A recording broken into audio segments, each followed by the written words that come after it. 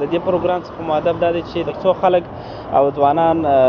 مطالعې ته تشویق کړو، تر څو د دغې لارې څخه خپل معلومات ډېر کړي، خپله پوهه ډېره کړي او هغه پیکه سوې د مطالعې دود چې اوس زموږ په ټولنه کې ډېر پیکه دی او خلک د مطالعې سره ډېر علاقه نه لري او یا هم ځینې لرې ساته سوي دي او یا هم خپله دی د مطالعې څخه لاس اخیستی دی. نو موږ غواړو چې دغه دود بیا را ژوندی کړو د مطالعې کولو په موخه باندې.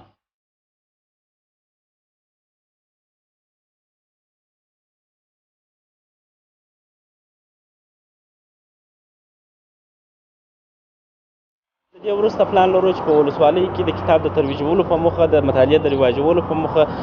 ولسوالۍ ته ولاړ شو او هلته دغسې پروګرامونه لکه دلته چې موږ کړي دي تر څو خلک په دې پوه سي چې مطالعه یوازینی شی دی چې موږ کولی سو ځان پوه کړو، ځکه زموږ دغه تېرې ناخوالې چې موږ د افغانستان د 40 جنګونو څخه راپاته دي هغه یوازینی لامل یې ناپوهي او د خلکو د کتاب سره نه علاقه وه چې د دوی معلومات د کتاب سره ډېر کم وه او علاقه او رابطه یې ورسره کمه وه.